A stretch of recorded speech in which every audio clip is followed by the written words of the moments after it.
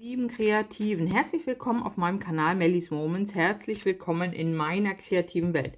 Es ist Sommer und uns begegnen beim Regen immer mal wieder ein paar Schnecken. Und ich hatte Lust, mal Schnecken zu malen. Da gibt es so viele unterschiedliche Möglichkeiten. Ich zeige euch hier noch mal kurz einen Ausschnitt. Ich habe schon mal ein Video gemacht zu Schnecken, verlinke ich euch unten auch in der Videobeschreibung. Und heute geht es darum, wie viele verschiedene Möglichkeiten ihr habt, Schnecken zu malen.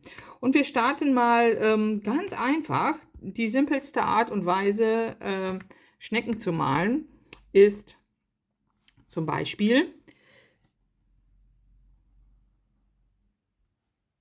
ein U zu machen und den Körper zu malen, indem ihr hier einfach ein bisschen geschlängelt eure Schnecke malt. Die kann hier noch so zwei kleine Fühlerchen haben. Ich muss mal meinen Bleistift anspitzen. Momentchen. So.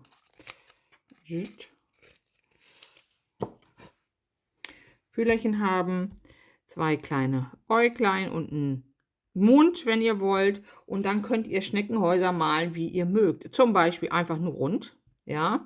Und das Verzieren, ihr könnt hier natürlich den Klassiker machen mit so einer Spirale. Guckt da mal.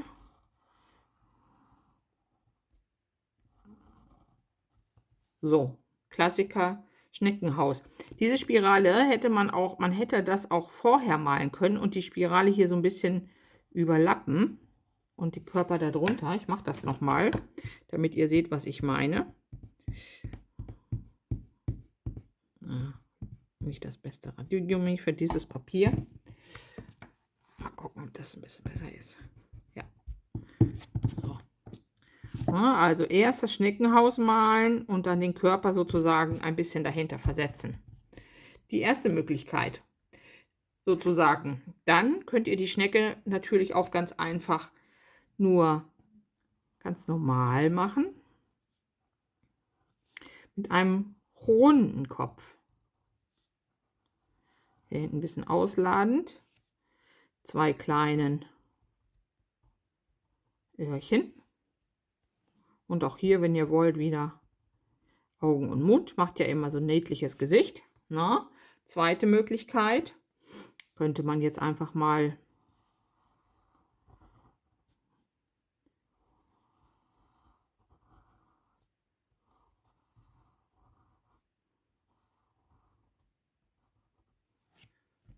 in dieser Art das Schneckenhaus malen.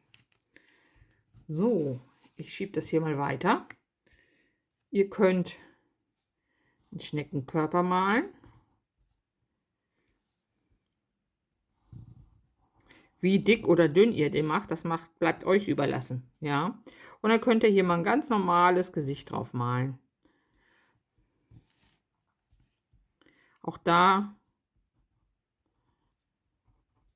mit zwei Fühlerchen vielleicht. Gucken, habe ich nicht so sauber gearbeitet.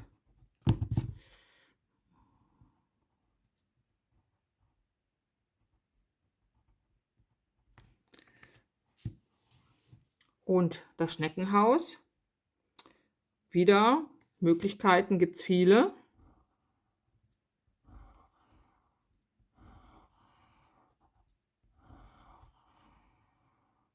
Vielleicht in der Art. Ja. Ihr könnt die Schnecke auch so malen, indem ihr den Körper macht. Und die Augen sozusagen oben drauf setzt. Besonders witzig. Ist doch auch süß. Sehr schön. Ja, auch da zig Möglichkeiten. Vielleicht auch das Schneckenhaus einfach mal anders verzieren. Ja, da bleiben eurer Fantasie ja keine Grenzen. Ihr könnt das in allen Varianten und Mustern machen. Die finde ich auch super mit den Äuglein. Die ist klasse. So, Schnecke von vorne. indem ihr einfach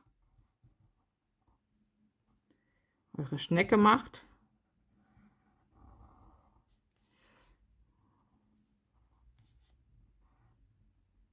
Kann man hier auch mal gucken, ob man große Augen drauf setzt. Ich weiß nicht, wie das so ist. Ja, geht so. Wäre jetzt nicht mein Favorit. Ne? Aber theoretisch, so ist jetzt Schnecke von vorne und da malt er einfach das Schneckenhaus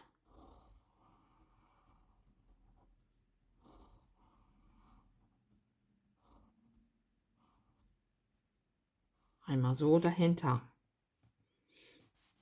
Dann gibt es auch noch die Art, die Schnecke zu malen, wie sie kriecht. Also da würde ich jetzt erstmal mit dem Haus anfangen. Da mache ich mir hier mal so eine schöne Spirale und setze dann vielleicht mal so einen Kopf und hier hinten das kleine Ende extra. Kann man hier ein Gesichtchen machen mit den Augen und die 2 Schneckenfühler. Genau, könnt ihr hier ein bisschen das so in der Art machen. Kann man das hier zum Beispiel noch verzieren.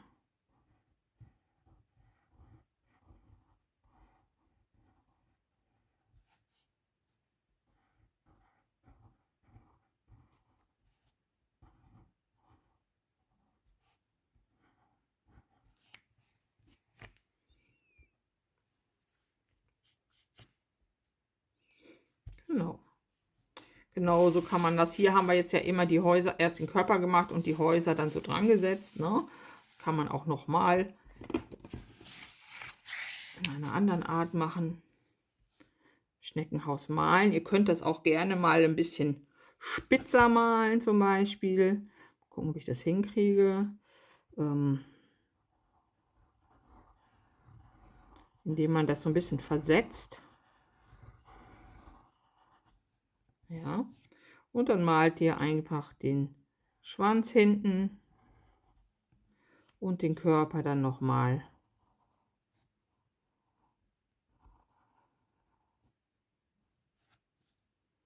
So in etwa.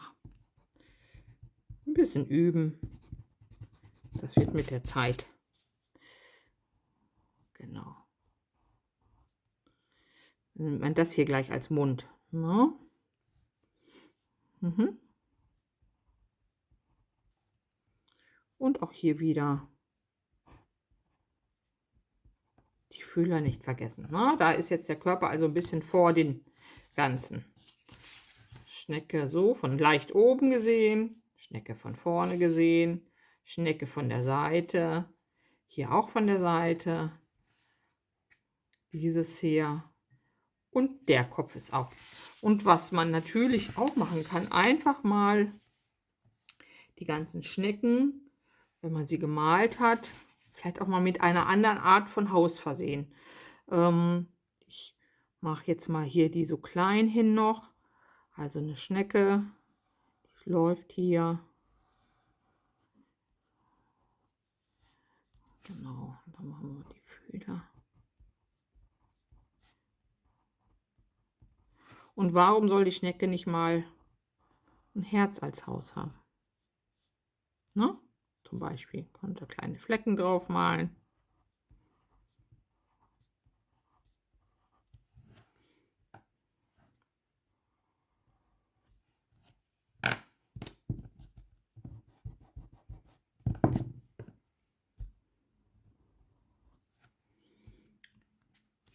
Oder einen Apfel drauf malen als Schneckenhaus. Ein bisschen was anderes mal. Alles möglich. Ja? Gut. Ich male die jetzt noch ein bisschen bunt an. Gucke mal, ob ich noch irgendwas verändere. Ja, und dann sehen wir uns gleich mal wieder, wenn es fertig ist mit dem Anmalen.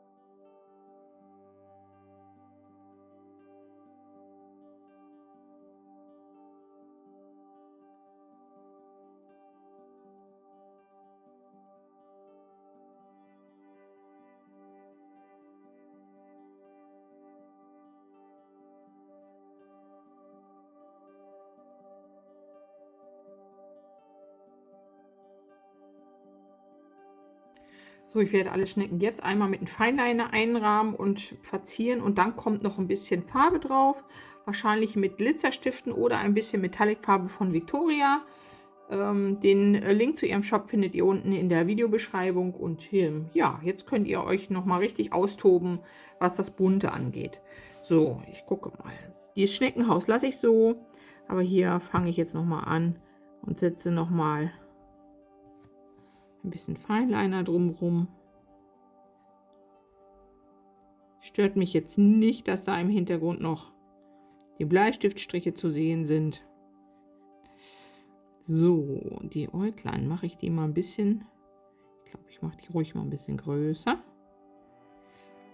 Setze da jetzt einen weißen Klecks hinein. Wo habe ich denn meinen weißen? Da.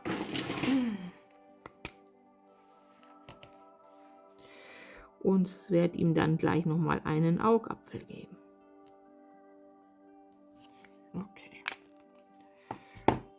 Was ihr machen könnt, was ganz schön immer ist, ist hier in diese Beuge mal so ein paar kleine Falten zu setzen.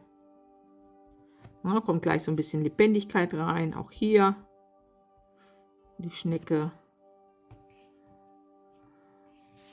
sich biegt.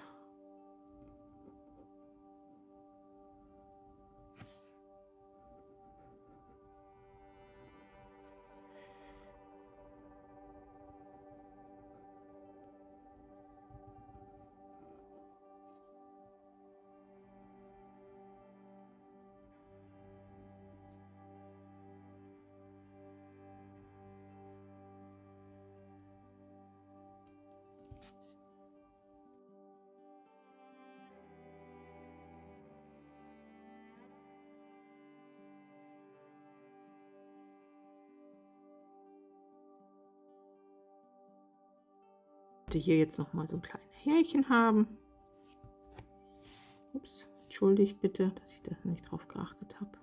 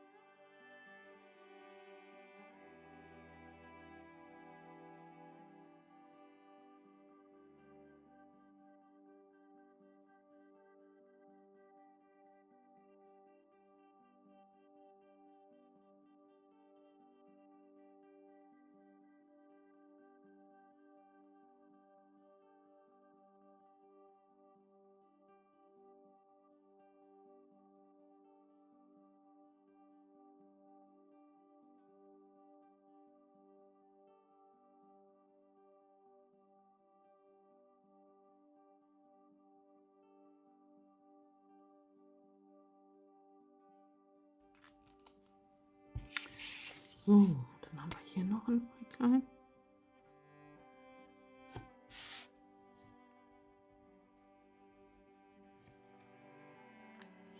Also die Augen könnten auch noch Wimpern haben. Das wäre bestimmt auch noch lustig, aber ich lasse sie jetzt so. Okay, dann gucken wir mal. So, machen wir noch ein paar Highlights mit Metallic hinein. Mal gucken.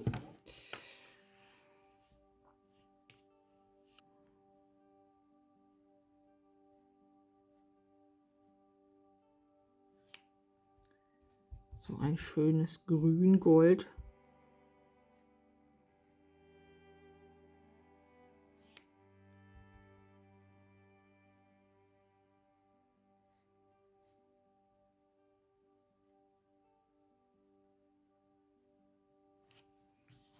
Mhm.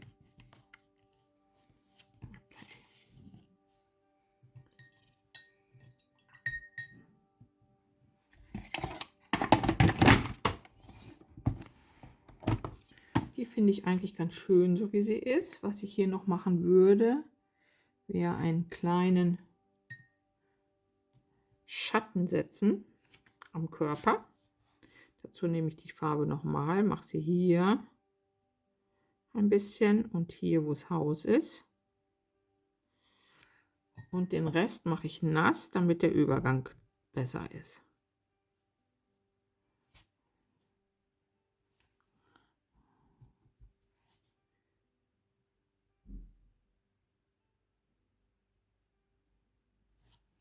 Ja, so ein kleiner dunklerer Schatten, seht ihr schon, macht das Ganze ein bisschen interessanter. Hier oben kann man ihn auch noch mal hinsetzen. Ansonsten lasse ich die so. So, was haben wir denn hier Schönes?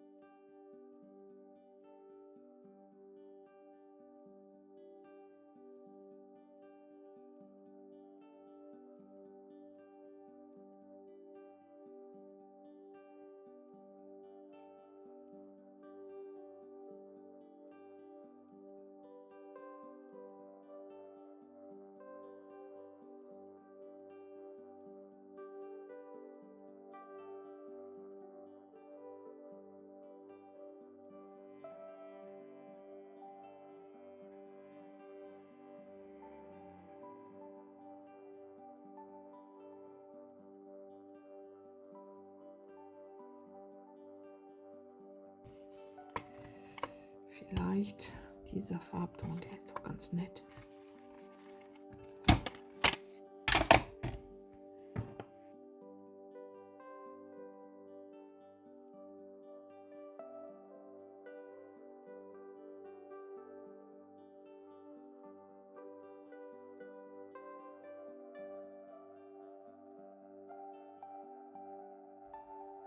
Super, sehr schön.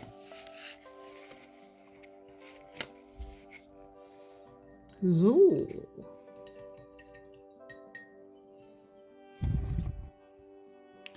Auf den werde ich hier mal ein bisschen von diesem Mermaid Blau drauf machen. Das ist eigentlich eine durchsichtige Farbe. Ihr seht das schon, wenn man sie kippt, dann schimmert sie ein bisschen. Und das würde sich doch hier auch ganz toll auf dieser Schnecke machen.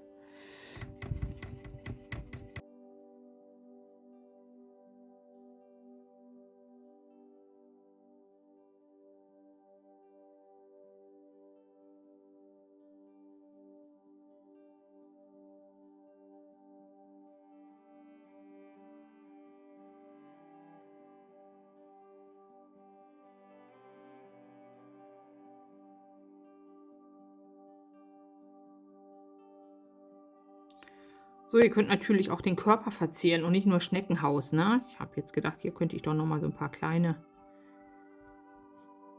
Pünktchen einfach draufsetzen auf die Schnecke. Das macht sich doch auch total süß.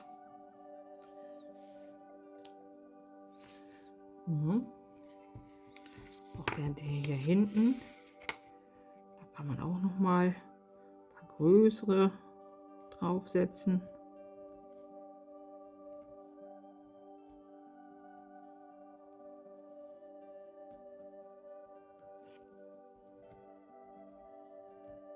Auch schön.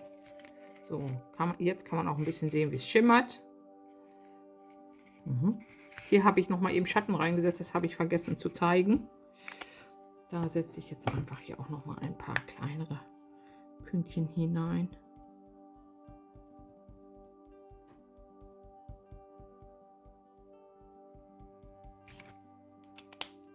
Und in das kommt noch ein weißer Punkt.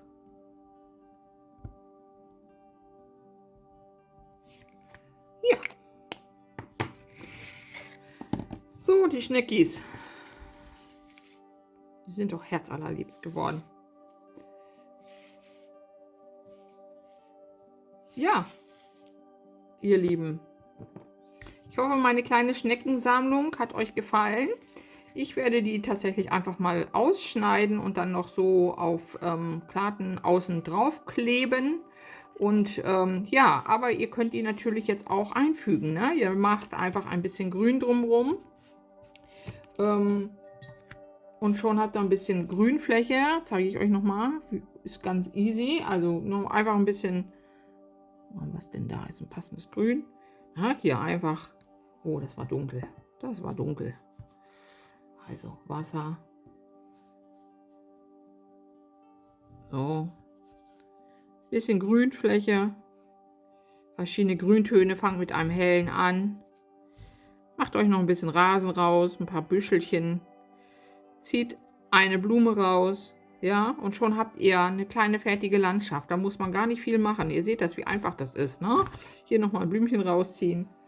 Wo habe ich denn meinen dünnen Pinsel?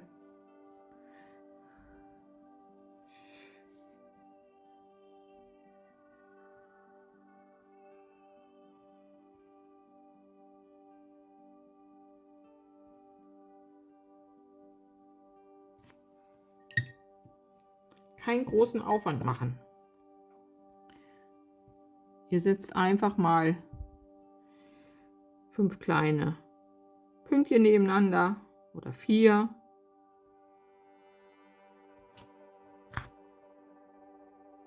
Ich zeige es euch nochmal in groß.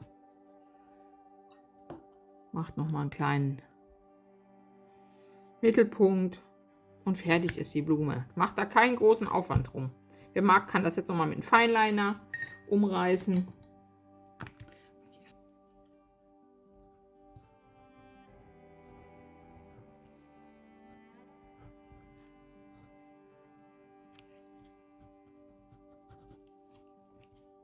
Der gibt auch schon langsam den Geist auf. So.